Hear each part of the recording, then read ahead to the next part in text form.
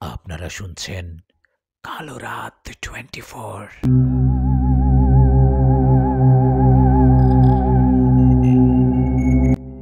নীরব, তোর সাহস দেখে কিন্তু আমি অবাক হচ্ছি। তুই রাত হলেই বাড়ির বাইরে বের হয়ে যাস আশেপাশে ঘোরার জন্য। তুই জানিস না রাতের বেলায় জিনপরীরা ঘোরাফেরা করে? প্রশ্নটা করল আমার বন্ধু সোহেল। আমি সোহেলকে বলি, দেখ মামা, আমার রাতের বেলায় গ্রামে ঘুরতে ভালো লাগে। তাছাড়া আমি তো চাই কোনো জিনপরী আমার সাথে দেখা করতে আসুক। তুই জানিস ছোট থেকে আমার জিনপরী দেখার কত ইচ্ছে। কোনো জিন যদি আমার সাথে দেখা করতে আসে তাহলে আমি তার সাথে বন্ধুত্ব করব। আর যদি কোনো পরী আমার সাথে দেখা করতে আসে তাহলে আমি তার সাথে প্রেম করব।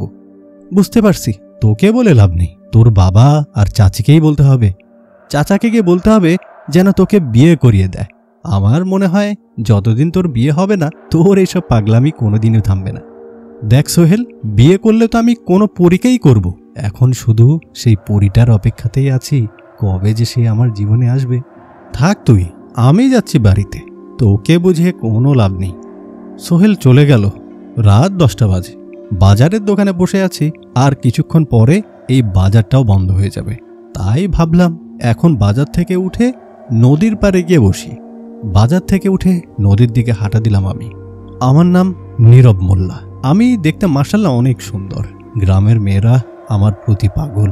তবে আমার ইচ্ছে আমি কোনো পরীর সাথে প্রেম করব।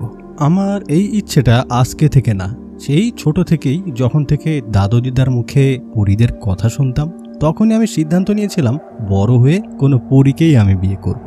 আর এজন্যই রাতের বেলায় আমি ঘরে না থেকে গ্রামে খুঁজতে বের হয়ে যাই। আমার মা বাবা আমাকে আটকানোর জন্য অনেক চেষ্টা করেছে, কিন্তু তারা পারেনি। আমি কোনো না কোনোভাবেই ঘরের বাইরে চলে আসি। নদীর পাড়ে এসে বসলাম। কি সুন্দর চারিপাশে বাতাস বইছে। চারিপাশটা চুপচাপ, যেন প্রকৃতি ঘুমিয়ে আছে। রাত 2টা 20। সিদ্ধান্ত নিলাম এখন বাড়ি ফিরে যাই। আজও হয়তো কোনো জিন বা পরীর সাথে আমার দেখা হবে না, তবে আমি হাল ছাড়ব না। আমি যতদিন তাদের দেখতে না পারছি ততদিন আমি তাদের খুঁজতে থাকব। মাঠ থেকে বাড়িতে চলে এলাম। বাবা মা ঘুমাচ্ছে, আমি আমার ঘরে গিয়ে ঘুমিয়ে পড়লাম।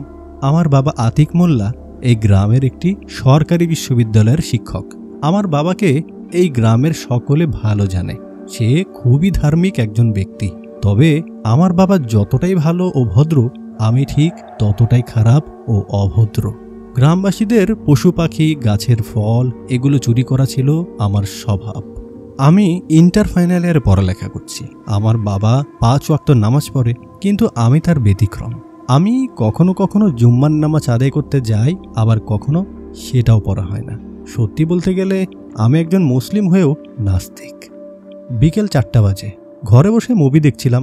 তখনই সোহেল আমার ঘরে এসে আমাকে বলল, নীরব, জানিস কি হয়েছে গ্রামে? কি আর হবে, কেউ মারা গেছে কিনা সেটা বল। কিন্তু সোহেল, আমি আগেই বলে দিচ্ছি, আমি কিন্তু জানাজার নামাজে যেতে পারবো না। আরে বেটা, কেউ মারা যায়নি। আমাদের সেলিম মামা আছে না, উনি নাকি গতকাল রাতে পরী দেখেছে। কি বললি? পরী দেখেছে? আরে হ্যাঁ রে বেটা, পরী দেখেছে। চল চল চল সোহেল, চালু কর, চল সেখানে যাই। কোথায় যাবি? সেলিম মামার বাড়িতে। তবে এখন মামার সাথে দেখা করতে পারবো না রে। আসলে কাল রাতে পরী দেখে সেলিম মামা অজ্ঞান হয়ে পড়েছিল। গত 10 ঘন্টা তার জ্ঞান ছিল না। কিছুক্ষণ আগেই জ্ঞান ফিরেছে। কবিরাজ আকাশ দাদা আছে না, সে এসে ঝাড়ফুঁক করে গেল। এখন আমাদের দেখা করতে দেবে কিনা সেটা সন্দেহ। তবে সোহেল, আমার যে সেলিম মামার সাথে কথা বলা অনেক দরকার। আমাকে জানতে হবে সে কোথায় পরীর দেখা পেয়েছে। আমি বুঝতে পারছি নীরব, কিন্তু এখন যেতে পারবো না। আগামীকাল সকাল সকাল কিছু ফল কিনে তার বাড়িতে যাব। বলবো আমরা সেলিম মামার সাথে দেখা করতে এসেছি, তার শরীরের কি অবস্থা তা জানতে এসেছি। ঠিক আছে সোহেল, তাহলে কাল সকাল সকাল তুই আমার বাড়িতে চলে আসিস। একসাথে 2 বন্ধু সেলিম মামার বাড়িতে যাব। তবে যাই বলিস না কেন, সোহেল মামা একটা ভিতর ডিম। পরীকে দেখে আবার কেউ অজ্ঞান হয় নাকি? আমি যদি সেলিম মামার জায়গায় থাকতাম তাহলে সে পরীটাকে জড়িয়ে ধরে বলতাম, তোমার জন্য কতকাল অপেক্ষা করেছি, তুমি কি জানো? আমাকে ছেড়ে যেও না প্রিয়তমা। হইছে নীরব, এখন তুই থাম। আমি বাড়িতে গেলাম, কাল সকালে আসবো। তোর এসব ভালোবাসার কথা তুই সেই তোর প্রিয়তমা পরীকেই বলিস। ঠিক আছে, তুই যা, কাল সকালে অপেক্ষা করব। যত দ্রুত সম্ভব চলে আসিস। আজকের রাতের বেলায় গ্রাম ঘুরতে আর বের হলাম না। মনের ভেতরটা ছটফট করছে কখন মামার সাথে দেখা করব, আর তার কাছ থেকে জানতে পারবো কোথায় গেলে সে পরীর দেখা পাবো আমি। সারা রাত ঘুম হয় না, কখন যে সকাল হবে। চারিপাশে ফজরের আজান দিচ্ছে। অবশেষে সকাল হলো। আমি সারা রাত ঘুমাতে পারিনি। তবে সকাল তো হলো, কিন্তু সোহেল কখন আসবে? সোহেলের আসতে বোধহয় দেরি হবে। আমি বাড়ি থেকে বের হয়ে যাই সোহেলের বাড়িতে যাওয়ার জন্য। আমি সোহেলের বাড়িতে গিয়ে তার ঘরের বাইরে থেকে তাকে ডাকতে শুরু করি। সোহেল, ওই সোহেল, আর কত ঘুমাবি রে? সকাল হয়ে গেল যে, এখন তো ওঠ। সোহেল কোনোভাবে ঘুম থেকে উঠে দরজা খুলল। সে তো আমাকে এত সকাল সকাল দেখে পুরোপুরি অবাক হয়ে গেল। আরে নীরব, তুই এত সকাল সকাল আমার বাড়িতে? সোহেল, তুই ভুলে যাচ্ছিস? তুই কালকে আমাকে বলেছিলি সকালবেলা তুই আর আমি সেলিম মামার বাড়িতে যাব। তোর জন্য অনেকক্ষণ অপেক্ষা করছি, তুই তো আসলি না। তাই ভাবলাম তোর বাড়িতে এসে তোকে ডেকে নিয়ে যাই। নীরব, তুই বোধহয় পুরোপুরি পাগল হয়ে গেছিস। মাত্র ফজরের আজান দিল, এখনো পুরোপুরি সকাল হয়নি। দেখ, রাতের অন্ধকার এখনো চারিপাশে। তুই ভোর না হতেই চলে এলি আমাকে ডাকার জন্য। আর তোর চোখ মুখে দেখে তো বোঝা যাচ্ছে তুই মনে হয় রাতে ঘুমাসনি একদমই, তাই না? ধুর বেটা, তুই যে কথা শুনিয়েছিস তারপরে কি আর চোখে ঘুম থাকে? আমাকে তো জানতেই হবে সেলিম মামা কোথায় সে পরীটাকে দেখেছে। চল চল, আর দেরি করিস না তো, তুই তাড়াতাড়ি নাস্তা করে বের হ। নীরব, তুই তো পাগল হয়েছিস রে। তোর সাথে আমাকেও একবারে পাগল বানিয়ে ফেলবি। ঘরে তুই নাস্তা করে নে আমার সাথে। এরপর আমি আর সোহেল তার বাড়ি থেকে নাস্তা করে সোজা বের হয়ে যাই সেলিম মামার বাড়ির উদ্দেশ্যে। যাবার পথে বাজার থেকে বেশ কিছু ফল কিনে নিয়ে যাই আমরা। সেলিম মামার বাড়িতে উপস্থিত হওয়ার সাথে সাথে তার মা ঘর থেকে বের হয়ে বলে, তুমি মাস্টার সাহেবের ছেলে নীরব মোল্লা না? জি দাদি, আমি নীরব মোল্লা, মাস্টার সাহেবের ছেলে। শুনলাম সেলিম মামা নাকি শরীর খুব একটা ভালো না, তাই আমরা তার সাথে দেখা করতে এলাম। ও, আমাদের সেলিমের সাথে দেখা করতে এসেছো? আসো বাবা আসো। সেলিম তো এখনো ঘুমাইতেছে, দাঁড়াও আমি ডেকে দিচ্ছি। বাবা সেলিম, ওই সেলিম, দেখ তোর সাথে দেখা করার জন্য তোর ভাগিনারা এসেছে।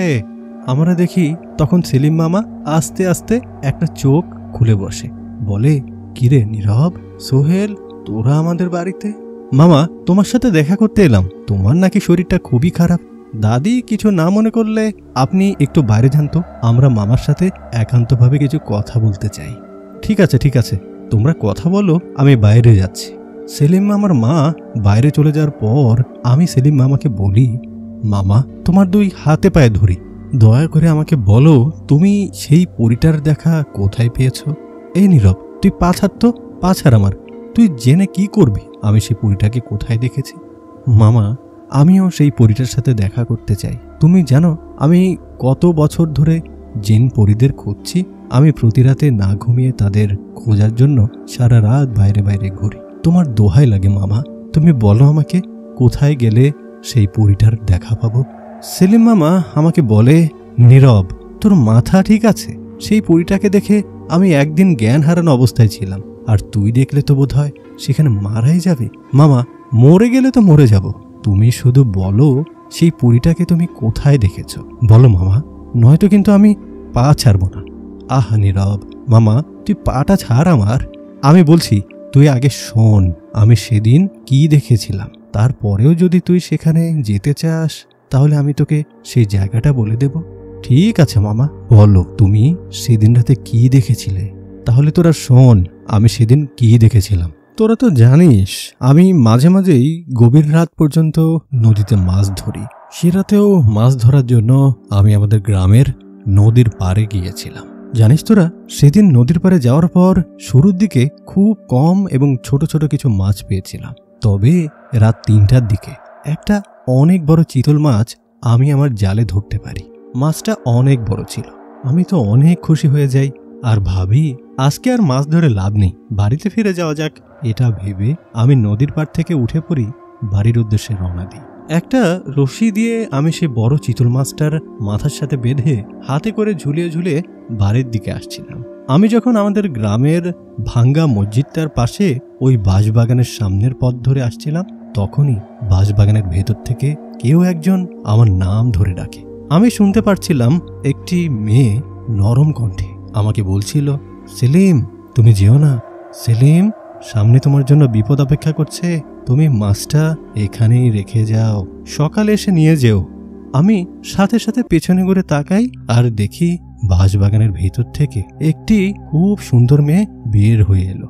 আমি দেখছি মেয়েটির মুখটা সাদা একটা রুমাল দিয়ে ঢাকা, খুব সুন্দর জামা পরে আছে, জামাটা থেকে সুন্দরভাবে আলোর রোশনি বের হচ্ছে। মেয়েটি হিজাব দিয়ে তার মাথাটা ঢেকে রেখেছে। আমি শুধু মেয়েটির চোখ দুটো দেখতে পারছিলাম, ঘন কালো চোখ, তবে সেই চোখ দেখে কেউ ভয় পাবে না, মায়াবী দুটি চোখ। তখন মেয়েটি আস্তে আস্তে আমার কাছে আসে আর আমার কাছে এসে বলে, সেলিম, তুমি সামনে যেও না, ওই যে কবরস্থানটা দেখছো তার পাশেই কিছু খারাপ জিন তোমার জন্য অপেক্ষা করছে। তারা মূলত এই মাছটি তোমার থেকে নিতে চায়, কিন্তু তারা তোমাকে হত্যা করবে। তুমি মাছটি এখানে রেখে অন্য রাস্তা ধরে চলে যাও, ইনশাল্লাহ তোমার কিচ্ছু হবে না। আমি তখন সেলিম মামাকে বলি, মামা তুমি তখন সেই মেয়েটিকে কি বলেছিলে? সেলিম মামা বলে, আমি তখন সেই মেয়েটিকে বলি, না না, আমি আমার মাছ কেন এখানে রেখে যাব? আর আপনি কে? আপনি এত রাত্রে এই বাঁশবাগানে কি করছেন? আমি বুঝতে পারছি আপনি আমার মাছটা নিতে চাচ্ছেন, তাই তো? আমি দেব না, আপনার যা করার তাই করুন। শুধু শুধু আমাকে জিনপরির ভয় দেখাচ্ছেন, তাই না? আমি ভয় পাই না, আমি খুব সাহসী। আমি দিনের বেলায় আপনার বাবা মার কাছে বিচার দেব। আপনি একজন সুন্দরী মেয়ে এত রাতে বাঁশবাগানে ঘোরাফেরা করছেন, আপনার মাথায় বোধহয় সমস্যা আছে, তাই না? তখন সে মেয়েটি আমাকে বলে, এটা ছাড়া আমার আর কোনো উপায় ছিল না, আমাকে তুমি ক্ষমা করো। আমি দেখি তখন সেই মেয়েটির আকৃতি ধীরে ধীরে অনেক বড় হতে শুরু করে। সে এতটাই লম্বা হয়ে গিয়েছিল যে আমি তার মুখটা আর দেখতে পারছিলাম না। তখনই চারিপাশে অনেক বাতাস বইতে শুরু করে, আর এগুলো দেখে আমি সেখানে জ্ঞান হারিয়ে ফেলি। আমার যখন জ্ঞান ফিরে পাই, আমি দেখতে পাই আমি আমার বাড়িতে বিছানার উপর শুয়ে আছি। মার মুখে শুনেছি গ্রামবাসীরা নাকি সকালবেলা আমাকে দেখে আমি সেই পথের মাঝখানে শুয়ে আছি। তখনই তারা ধরাধরি করে বাড়িতে নিয়ে এসেছে। এখন বল, তুই যে সবটা শুনলি, এখনো কি তুই সেই বাঁশবাগানে যেতে চাস? আমি কি বলবো বুঝতে পারছিলাম না। আমি সোহেলকে বলি, চল সোহেল, আমরা বাড়িতে চলে যাই। মামা, তুমি তোমার খেয়াল রেখো। আমরা যখন সোহেল মামা থেকে বিদায় নিয়ে চলে আসব, তখন পেছন থেকে সেলিম মামা আমাকে আবারও বলে, তুই কিন্তু বললি না তুই কি এখনো সেখানে যেতে চাচ্ছিস? আমি সেলিম মামাকে বলি, আমি এখনো জানি না মামা, আমি সেখানে যাব কি যাব না, দেখি আমার মন কি বলে। আমার মন যদি সেখানে যেতে চায় তাহলে আমি অবশ্যই যাব মামা। আমরা সেলিম মামার বাড়ি থেকে বাইরে চলে আসি। সোহেল তখন আমাকে বলে, বন্ধু, আমার মনে হয় সেখানে তো যাওয়াটা ঠিক হবে না। তুইও জানিস, আমিও জানি সেলিম মামা কতটা সাহসী একজন পুরুষ। তারপরেও সে ওই পরীটাকে দেখে টানা একদিন জ্ঞান হারিয়ে বিছানায় পড়েছিল। তাই বন্ধু, আমার মনে হয় তোর সেখানে যাওয়াটা ঠিক হবে না। আমি সোহেলের এই কথার উত্তরে তাকে কিছুই বলি না, শুধু এতটুকুই বলি, তুই তোর বাড়িতে ফিরে যা। আমি আমার বাড়িতে চলে যাচ্ছি। সোহেল আমার থেকে বিদায় নিয়ে চলে যাওয়ার আগে আমাকে বলে, যা করবি একটু ভেবে করিস। সোহেল চলে গেল। আমি আমার বাড়িতে চলে আসি। সারাদিন খুব চুপচাপ আমি আমার ঘরে বসেছিলাম আর ভাবছিলাম সেই পরীটার সাথে দেখা করতে যাব কি যাব না। মনে মনে অনেক ভয় লাগছিল, আবার তাকে দেখার অনেক ইচ্ছেও জাগছিল। সারাদিন সেই বিষয়টা নিয়ে ভাবি আমি। কিন্তু যখন চারিপাশের রাত নেমে আসে, তখন আমি একটা সিদ্ধান্ত নেই। আমি সিদ্ধান্ত নিয়েছি আমি সেই পরীটার সাথে দেখা করতে যাব। যা হবে দেখা যাবে, কিন্তু পরীর সাথে দেখা করবই। এসব ভাবতে ভাবতে বাড়ি থেকে বের হয়ে গেলাম সেই বাঁশবাগানের দিকে যাওয়ার জন্য। বাড়ি থেকে বের হয়ে সেই বাঁশবাগানে আসতে আসতে আমার প্রায় আধা ঘন্টা লেগে যায়। আমি যখন সেই বাঁশবাগানে আসি তখন রাত বাজে 12টার মতো। কিন্তু আমি বাঁশবাগানে আসার পর সবকিছুই তো স্বাভাবিক দেখতে পাই। চারিপাশে পুরোপুরি নীরব, কোথাও কেউ নেই। তখন আমি লক্ষ্য করি বাজারের পথ ধরে কিছু লোক আসছে। আমি সাথে সাথে সেই বাঁশবাগানে লুকিয়ে পড়ি, কারণ আমি লোকগুলোকে চিনি যারা আমাদের বাড়ির পাশেই থাকে। তারা যদি এখন আমাকে এত রাতে এখানে দেখে তাহলে জোর করে বাড়িতে নিয়ে যাবে। তাদের চোখে যেন আমি না পড়ি, এই কারণে আমি বাঁশবাগানে লুকিয়েছিলাম। লোকগুলো চলে যাওয়ার পর আমি সেই বাঁশবাগান থেকে বের হতে যাব, অমনি ঘুরে তাকিয়ে দেখি আমার ঠিক পাশে একটি মেয়ে দাঁড়িয়ে আছে। মেয়েটি আমাকে দেখে হাসছে। মেয়েটির মুখটা একটা সাদা রুমাল দিয়ে বাঁধা। মাথায় একটি হিজাব, খুব সুন্দর একটি সাদা পোশাক পরা সেই মেয়েটি। আমি দৃশ্য দেখে হোঁচটকে সেখানে পড়ে যাই। তখন মেয়েটি হাসতে হাসতে বলে, ভয় পেও না, তুমি তো আমার সাথে দেখা করতে এসেছো, আর এখন আমাকে দেখে ভয় পাচ্ছ? আমি কি দেখতে খুবই ভয়ানক বলো? আমি মেয়েটির মুখে এসব কথা শুনে অবাক হয়ে তার দিকে তাকিয়ে থাকি, আর মেয়েটিকে বলি, তাহলে কি আপনি সেই বাঁশবাগানের পরী? মেয়েটি হাসতে হাসতে বলে, বাহ, বেশ ভালো তো নাম দিয়েছ, বাঁশবাগানের পরী। মেয়েটি তখন আরো জোরে জোরে হাসতে শুরু করে। মেয়েটি তার একটি হাত আমার দিকে বাড়িয়ে দেয় আর বলে, উঠে আসো, আর কতক্ষণ মাটিতে বসে থাকবে? ভয় নেই, আমি তোমার কোনো ক্ষতি করব না, কারণ আমি তো কোনো খারাপ পড়ি না। আমি তার হাতটা ধরি, তারপর সে আমাকে মাটি থেকে টেনে তোলে। আমি মেয়েটাকে বলি, আপনাকে দেখে তো ভয়ানক মনে হচ্ছে না, তাহলে সেলিম মামা কেন আপনাকে দেখে এত ভয় পেল? আর আপনি কি করে জানলেন যে আমি সেলিম মামার মুখে আপনার কথা শুনেছি এবং আপনার সাথে দেখা করার জন্য এখানে এসেছি? আমার এই কথার উত্তরে পরী আমাকে বলে, আমি দূর থেকে সেলিমের উপর নজর রাখছিলাম। বেচারা আমাকে দেখে এত ভয় পেল, কিন্তু বিশ্বাস করো, আমি তো তাকে মোটেও ভয় দেখাতে চাইনি। আমি তো শুধু তাকে সাবধান করতে চেয়েছিলাম, কারণ কিছু জিন তাকে হত্যা করতে চেয়েছিল। আমি তাকে শুরুতে অনেকবার বুঝিয়েছি যেন সে মাছটা নিয়ে সামনের দিকে না যায়, কিন্তু সে আমার কোনো কথাই শুনতে চায়নি। তাই তার প্রাণ রক্ষা করার জন্য আমি তাকে ভয় দেখিয়েছিলাম। আর আমি যখন দূর থেকে তার বাড়ির উপর নজর রাখছিলাম, তখন তুমি আর তোমার বন্ধু সোহেল তার বাড়িতে যাও। তোমরা কি কি কথা বলেছিলে আমি সব কিছুই শুনতে পেয়েছিলাম। আমি তোমার চিন্তা ভাবনা দেখে পুরোপুরি অবাক হয়ে গেছি। সকল মানুষেরই তো কিছু না কিছু ইচ্ছে থাকে, কিন্তু তোমার ইচ্ছেটা এত অদ্ভুত কেন বলো তো? তোমার ইচ্ছেই একটা পরীর সাথে তুমি দেখা করবে। সত্যি কথা বলতে, আমি তোমার জন্য অপেক্ষা করছিলাম এখানে। আমি জানতাম আজ রাতে তুমি অবশ্যই আসবে নীরব। এমা, আপনি দেখি আমার নামও জানেন। তখন সে পরীটা আমাকে বলে, এটাই তো মানুষ আর আমাদের ভেতরে তফাৎ।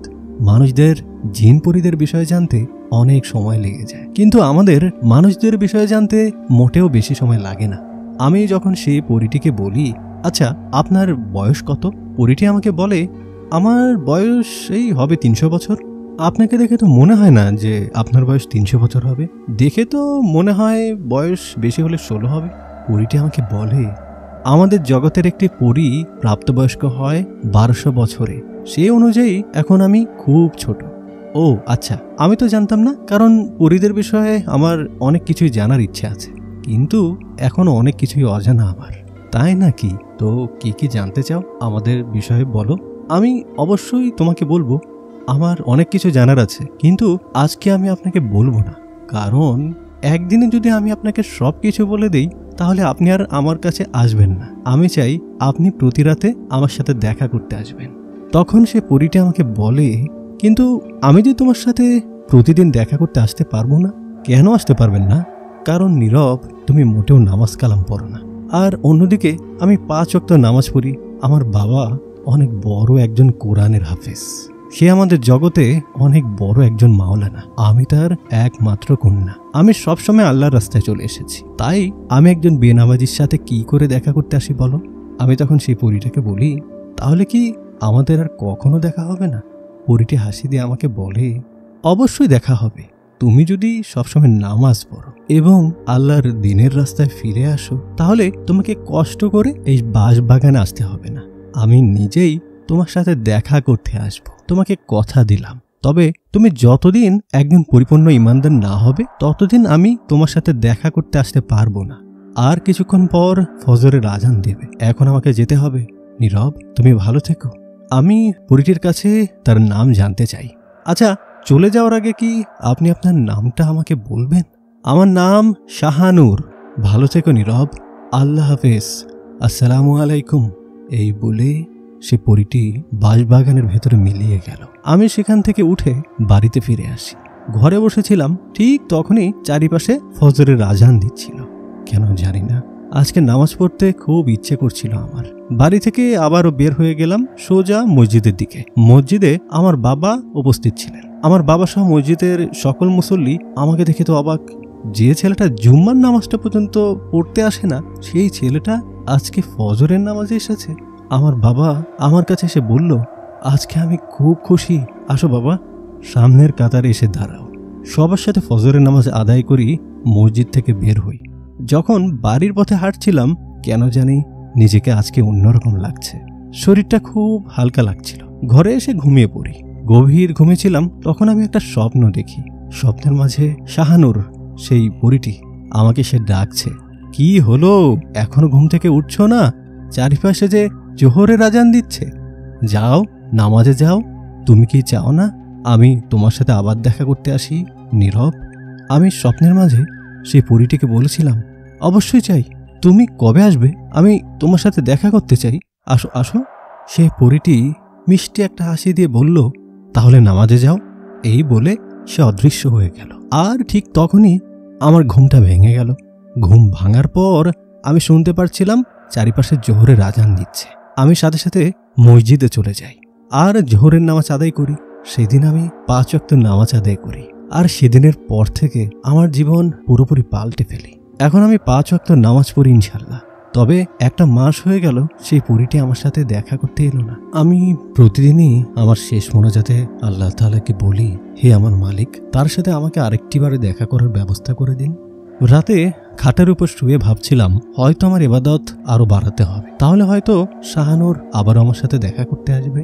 পরের দিন আমি আমাদের গ্রামের মসজিদের ইমাম সাহেবকে গিয়ে বলি, আসসালামু আলাইকুম হুজুর। ওয়ালাইকুম আসসালাম ওয়া রাহমাতুল্লাহি ওয়া বারাকাতুহু। নীরব, কেমন আছো বাবা?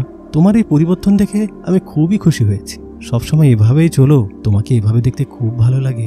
বিশ্বাস করো, তুমি আগে যখন দুষ্টুমি করতে তখন আমি খুব রাগ করতাম তোমার প্রতি। তোমাকে নিয়ে আশেপাশের সকল মানুষেরা বাজে ধরনের কথা বলতো, কিন্তু দেখো আজকে সেই মানুষগুলোই তোমার নামে ভালো ভালো কথা বলে আমার কাছে। হুজুর, আমার জন্য দোয়া করবেন যেন আল্লাহ তাআলার রাস্তায় আমি চলতে পারি সবসময়। তবে হুজুর, আমি আপনার কাছে একটি সাহায্যের জন্য এসেছি। কি সাহায্য বাবা, বলো আমাকে। হুজুর, আমি তো পবিত্র কোরআন পড়তে পারি না, কিন্তু আমি চাই আপনি আমাকে কোরআন পড়া শেখান। মাশাআল্লাহ নীরব, আমি তোমাকে অবশ্যই শেখাবো বাবা। আগামীকাল থেকে ফজরের নামাজের পর প্রতি 1 ঘন্টা করে আমি তোমাকে কোরআন পড়া শেখাবো। আমি তোমার মুখে এই কথা শুনে খুবই খুশি হয়েছে বাবা। তুমি কাল থেকেই আমার কাছে কোরআন শিক্ষা নেবে, ঠিক আছে? অনেক অনেক ধন্যবাদ হুজুর। আমি আগামীকাল থেকেই কোরআন পড়া শুরু করে দেবো ইনশাআল্লাহ। তার পরের দিন থেকে আস্তে আস্তে কোরআন পড়া শিখছিলাম। এভাবে 6 মাস পর আমি কোরআন খতম করি। আরও 6টি মাস হয়ে গেল, এখনো সে আমার সাথে দেখা করতে আসেনি। আমি জানি না শাহানুর তার দেওয়া কথা রাখবে কি রাখবে না, তবে সে আমাকে আল্লাহর পথ চিনিয়েছে। এভাবেই 5 বছর পার হয়ে যায়। গ্রামের লোক এখন আমাকে এক নামে চেনে। আমি এখন কোরআনের অনেক বড় একজন হাফেজ। তবে আমি সে রাতের কথা কোনোদিন ভুলতে পারবো না। তাকে দেখার ইচ্ছেটা আমার এখনো রয়ে গেছে। একদিন রাতে আমি তাহাজ্জুদের নামাজ শেষ করে জায়নামাজে বসে জিকির করছিলাম। ঠিক তখনই আমার পিছন থেকে কেউ একজন সালাম দিল। আমি পেছনে ঘুরে তাকিয়ে দেখি আমার খাটের একটি পাশে দাঁড়িয়ে আছে শাহানুর। আমি নামাজ শেষ করে দাঁড়াই আর তার সালামের প্রতিউত্তরে তাকে সালাম দিই। সে আমার সালামের উত্তর নিয়ে আমাকে বলে, আমি তোমাকে বলেছিলাম তুমি যেদিন পরিপূর্ণভাবে একজন ইমানদার ব্যক্তি হবে, সেদিন আমি নিজে থেকেই তোমার সাথে দেখা করতে আসব। আজ দেখো নীরব, আমি আমার কথা রেখেছি। আজকে আমি নিজ থেকে তোমার সাথে দেখা করতে এলাম। সেদিনে নীরব আর আজকের নীরব, তাদের ভিতরে অনেক তফাৎ। তুমি আজকে একজন সৎ ব্যক্তি, একজন কোরআনের হাফিজ। আজকে আমি তোমাকে দেখে অনেক খুশি হয়েছি। আমি যখন শাহানুরকে বলি, কারণটা ছিল তুমি। আল্লাহ তাআলা তোমার মাধ্যমে আমাকে হেদায়েত দান করিয়েছেন। তোমাকে অসংখ্য ধন্যবাদ আমাকে দিনের দাওয়াত দেওয়ার জন্য। সেদিন যদি তুমি আমাকে দিনের পথে যাওয়ার জন্য দাওয়াত না দিতে, তাহলে হয়তোবা আমি আজকে এই নীরব হয়ে উঠতে পারতাম না। তবে আমার মনে হয় তুমি অনেকটা দেরি করে ফেলেছ আমার সাথে দেখা করতে আসার জন্য। 5টি বছর অনেক বড় একটা সময়, সেটা তো তুমি জানো, তাই না? আমি প্রতি রাতে তোমার কথা ভাবতাম। আমি সেদিন রাতের কথা আজও ভুলতে পারিনি। নীরব, তুমি না পরী দেখতে চাইতে, আমি তো তোমাকে সেদিন আমার চেহারাটা দেখাইনি। তুমি চাইলে এখন আমি আমার পর্দা সরিয়ে দিতে পারি। তুমি কি আমাকে দেখতে চাও? আমি তখন তাকে বলি, না, আমি এখন তোমাকে দেখতে চাই না। কারণ একটা বেগানা মহিলার মুখ দেখাও পাপ, হোক সে পরী কিংবা মানুষ। তবে আমি তোমাকে বিয়ে করতে চাই। তুমি কি আমাকে বিয়ে করবে শাহানুর? নীরব, তুমি কি বলছো বুঝে বলছো তো? আমি কিন্তু তোমাদের মতো মানুষ না, আমি একজন পরী। আমি তখন শাহানুরকে বলি, আমার এই কথা বলার উদ্দেশ্য হচ্ছে আমি তোমার ওই মায়াবী মুখটা দেখতে চাই, কিন্তু হারাম ভাবে না। আমি চাই তুমি আমার স্ত্রী হও, আর তুমি আমার স্ত্রী হয়ে গেলে আমি তোমার মুখটা দেখতে পারবো, তখন আমার আর কোনো পাপ হবে না। শাহানুর বলে, এত অস্থির হওয়ার কি আছে, সময় বলে দিবে আমাদের মিলন আসলে সম্ভব কিনা। সেদিনের পর থেকে প্রতি রাতের তাহাজ্জুদের নামাজের পর আমার ঘরে প্রবেশ করত শাহানুর, আর ফজরের আজানের আগ পর্যন্ত আমরা দুজনে অনেক গল্প করতাম। আস্তে আস্তে আমরা একে অপরের প্রতি দুর্বল হতে শুরু করি। শাহানুরও আমাকে অনেক ভালোবাসে ফেলে। আস্তে আস্তে এইভাবেই দিনগুলো চলে যাচ্ছিল। একদিন সকালে আমার মা আমার কাছে এসে বলে, আসসালামু আলাইকুম বাবা নীরব। ওয়ালাইকুম আসসালাম আম্মি জান, কিছু বলবেন নাকি? নীরব, তোমার বাবা মরে যাওয়ার পর তুমি এ সংসারের দায়িত্ব কাঁধে নিয়েছ। আমার তো আর কোনো ছেলে মেয়ে নেই, তুমি মাদ্রাসায় চাকরি করে যতটুকু আনো, আলহামদুলিল্লাহ আমাদের সংসারটা ভালোই কেটে যাচ্ছে। তবে বাবা, তুমি কি তোমার আত্মীয়দের খোঁজখবর নেওয়া ভুলে গেলে? কেন আম্মি জান, কি হয়েছে? নীরব, তোমার মামা তোমার মিথিলা বোধ হয় আর বাঁচবে না। বেশ কিছুদিন যাবৎ সে খুব অসুস্থ। তোমার মামা অনেক বড় বড় ডাক্তার দেখিয়েছে, অনেক হুজুর কবিরাজ দেখিয়েছে, কিন্তু কিছুতে কিচ্ছু হচ্ছে না। কিন্তু মেয়েটা দিনে দিনে খুব শুকিয়ে গেছে। এখন যে নিজের পায়ে দাঁড়াবেও এতটুকু শক্তিও নেই তার মধ্যে। তাই তোমার মামা ফোন করেছিল তোমাকে নিয়ে শেষবারের মতো মিথিলাকে দেখে আসতে। কি বলছেন আম্মাজান? মামা তো আমাকে এ বিষয়ে কিছু বলেনি। আর মিথিলার এই অবস্থা আমি তো কিছুই জানি না। বিশ্বাস করেন, আমি যদি জানতাম তাহলে অনেক আগেই মামার বাড়ি থেকে ঘুরে আসতাম। এখন যেহেতু জেনেছি, এক কাজ করেন, আপনি জামা কাপড় গুছিয়ে নেন, আজকে আমরা মামার বাড়ির উদ্দেশ্যে রওনা দেব। ঠিক আছে, আমি জামা কাপড় গোছ করছি, তুমিও ব্যাগপত্র গুছিয়ে নাও। ঠিক আছে, আমি যাই। আমি আমার ব্যাগটা গোছাই, আপনি তাড়াতাড়ি বের হন। আমার মামার বাড়ির পাশের গ্রামে তালুকদার বাড়ি, এক নামে সে গ্রামে সবাই চেনে। মিথিলা আমার মামাতো বোন, তবে মামার সাথে আমার কিছুটা রাগ অভিমান ছিল। আসলে মামা চেয়েছিল তার মেয়ে মিথিলার সাথে আমার বিয়ে দেবে, তবে আমি রাজি ছিলাম না। মিথিলা আসলে দেখতে খারাপ না, কিন্তু গ্রামের অন্যতম সুন্দরী। তবে আমার মনে মনে আমি শাহানুর পরীকে অনেক ভালোবেসে ফেলেছিলাম, তাই তার জায়গাটা অন্য কাউকে দিতে পারিনি, কখনোই আমি পারিনি। আমি বিয়ের জন্য রাজি হইনি, তাই মামা আমার উপর অনেক রাগ করেছিল। তবে আমি আসলে জানতাম না যে মিথিলা এতটা অসুস্থ। তবে কি হলো মিথিলার? 1 বছর আগেও তো মেয়েটা ঠিক ছিল। এগুলো ভাবতে ভাবতেই আমি আর মা মামা বাড়ির সামনে এসে দাঁড়াই। মামা বাড়ির ভেতরে প্রবেশ করার পর মামা ঘর থেকে বের হয়ে আসেন। মামা দৌড়ে এসে আমাকে জড়িয়ে ধরে আর কান্না করতে করতে বলে, তোরা আসতে এত দেরি করলি? মামার উপরে তোরে এত রাগ? নীরব, তোর বোনটা বোধ হয় আর বাঁচবে না। আমি মামাকে বলি, মামা কান্না করবেন না, হঠাৎ করে কি হয়ে গেল মিথিলার? মামা আমাকে বলে, সব কিছুই ঠিকঠাক ছিল, ঘুমের ঘরে একটা স্বপ্ন দেখে অনেক জোরে চিৎকার দেয় মিথিলা। চিৎকারের শব্দ শুনে আমি আর তোর মামি মিথিলার ঘরে যাই, তো মিথিলা আমাকে বলে সে নাকি একটা অদ্ভুত ধরনের স্বপ্ন দেখেছে। একটা কালো চিকন লোক আমার খাটে আমার পাশে শুয়ে আছে, আর আমার কানের সামনে এসে ফিস ফিস করে বলছে, সময় আর বেশি নেই। আমি তোর মামিকে সান্ত্বনা দিয়ে বোঝাই যে এগুলো স্বপ্ন ছিল। সেদিন তোর মামি তোর বোনের পাশে ঘুমিয়েছিল, কিন্তু সেদিনের পর থেকেই মিথিলা পাগলামি শুরু করে আর বলে সব সময় নাকি সে ওই কালো চিকন ওই লোকটাকে দেখতে পায়, ঘরেই থাকে আর সব সময় ওকে ভয় দেখায়। আর কানের কাছে এসে নাকি একটা কথাই বলে যে সময় হয়ে গেছে, যেতে হবে। জানিস নীরব, কত বড় হুজুর কবিরাজ দেখিয়েছি, কিন্তু কেউ কোনো সমাধান দিতে পারেনি। সবাই বলে মিথিলা নাকি মানসিকভাবে অসুস্থ। তবে আমরা যখন মানসিক ডাক্তার দেখাই, সে বলে মিথিলা নাকি পুরোপুরি ঠিক আছে, কেউ তার আসল রোগটা ধরতে পারছে না। আমার মেয়েটা বোধ হয় আর বাঁচবে না রে নীরব। আমি মামাকে বলি, মামা আমরা কি মিথিলার সাথে দেখা করতে পারবো? হ্যাঁ হ্যাঁ, আয় তোরা আমার সাথে আয়। মামা আমাকে আর আম্মিজানকে নিয়ে মিথিলার ঘরে প্রবেশ করে। প্রবেশ করতেই একটা বাজে দুর্গন্ধ আমার নাকে এসে লাগে। আমি মামাকে বলি, মামা ঘরে কি কোনো ইঁদুর মরেছে নাকি? এত বাজে গন্ধ কোথা থেকে আসছে? মামা আর আম্মিজান আমাকে বলে, কোথায়, কোনো বাজে গন্ধ তো আমাদের নাকে লাগছে না। আমি বুঝতে পারি যে আমি যেটা অনুভব করছি সেটা তারা অনুভব করছে না। আমি তাদেরকে কিছুই বুঝতে দিই না। আমি বলি, হয়তো বা বাইরে থেকে গন্ধটা আসছিল, চলো ঘরে চলো। ঘরে প্রবেশ করে আমি দেখি মিথিলা খাটের উপর শুয়ে আছে। আর কি হাল হয়েছে মেয়েটার!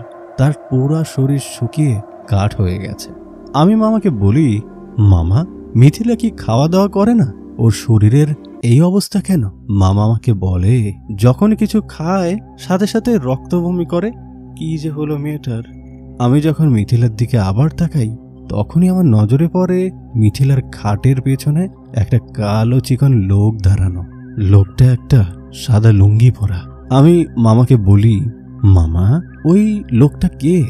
মামা বলে, কোন লোকটার কথা বলছো? ওই যে মামা, খাটের পেছনে ওই কালো করে লোকটা। মামা বলে, তোমার মাথা ঠিক আছে? ওইখানে তো কেউই নেই। আমি তখন বুঝতে পারি এটা কোনো মানুষ নয়, এটা একটা জিন। তখন আমি লক্ষ্য করি যে জিনটা আমাকে দেখছে আর সেখানে দাঁড়িয়ে দাঁড়িয়ে আমার দিকে থুতু মারছে। এরপর জানালা দিয়ে অদৃশ্য হয়ে বের হয়ে গেল সে কালো লোকটা। আমি বুঝতে পারি এই লোকটাই মিথিলাকে এতদিন যাবৎ ভয় দেখাচ্ছে। মামা আমার কাছে জানতে চায়, কি হলো বলছো না যে? ওইখানে তো কেউ নেই, তুমি কাকে দেখলে? আমি তখন মামাকে বলি, না মামা, ওই হয়তোবা গ্রামের কেউ জানালা দিয়ে উকি মারছিল, বাদ দেন। আমি আস্তে আস্তে মিথিলার কাছে গিয়ে বসি। মিথিলা একটা শুকনো হাসি আমাকে দিয়ে বলে, নীরব ভাইয়া, তুমি দেখেছো সেই লোকটাকে, তাই না? ও না আমাকে প্রতিদিন ভয় দেখায় আর আমার কানের কাছে এসে বলে আমার নাকি সময় হয়ে গেছে। আমি মিথিলার মাথায় হাত বুলিয়ে বলি, তুই চিন্তা করিস না বোন, উপরওয়ালা আমাদের সাথে থাকবে। নীরব ভাইয়া চলে এসেছে না, আমি কিছু একটা করবই। আমি মিথিলার থেকে উঠে মামার কাছে গিয়ে বলি, মামা, আমাকে একটা আলাদা ঘরের ব্যবস্থা করে দাও, আর বাড়িতে যদি জমজম কূপের পানি থাকে তাহলে ঘরটার চারপাশে ছিটিয়ে দাও। মামা আমার মুখে এসব কথা শুনে আমাকে বলে, তুই কি কবিরাজের চিকিৎসা করিস নাকি? আমি মামাকে বলি, না মামা, আমি কোনো কবিরাজ না, তবে উপরওয়ালা আমাকে কিছু জ্ঞান দিয়েছে। সবাই তো চেষ্টা করলো, কেউ তো আমার বোনটাকে সুস্থ করতে পারলো না। আমি একবার চেষ্টা করি, উপরওয়ালা যদি আমার সহায় হয় তাহলে এটার একটা বিহিত করব। আর আমার মনে হচ্ছে ওর উপরে কিছু একটা ভর করেছে। মামা, তুমি বিশ্বাস করবে কিনা জানি না, কিন্তু ও যা যা দেখছে আমিও সেগুলো দেখছি। কেন দেখছি এটার প্রশ্ন আমি রাত হলেই ভাবো। মামা কিছু একটা বলতে যাবে, তখনই আম্মাজান মামাকে থামিয়ে দিয়ে বলে, ভাইয়া, ওকে ওর মতো কাজ করতে দাও। তুমি হয়তো জানো না, তোমার ভাগ্নে এখন আর আগের মতো নেই। সে আরও 2 বছর আগেই কোরআনে হাফেজ হয়েছে, আর এখন সে মাদ্রাসার শিক্ষক। ইসলামের জগতে তার এখন যথেষ্ট পরিমাণ জ্ঞান হয়েছে। সে যদি চায় তার বোনের চিকিৎসা করতে, তাহলে আমরা বাধা না দিই। মামা তখন বলল, ঠিক আছে, আমি তাহলে ওর জন্য ঘরের ব্যবস্থা করে দিচ্ছি।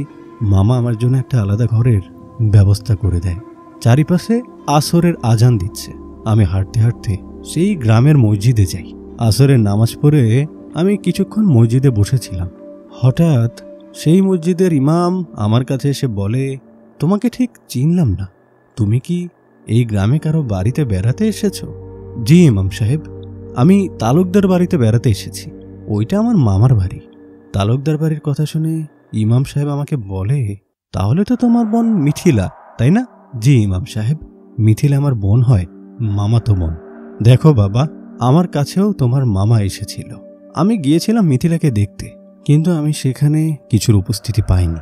তবেই এতটুকু বুঝতে পেরেছি সে মেয়েটার উপরে ভয়াবহ কিছুর কালো জাদু করা হয়েছে। কালো জাদুটা এতটাই ভয়ানকভাবে করা হয়েছে যে কোনো সাধারণ মানুষ সেটার কোনো চিহ্নই খুঁজে পাচ্ছে না। আমিও পাইনি, তাই এটার সমাধানও করতে পারিনি।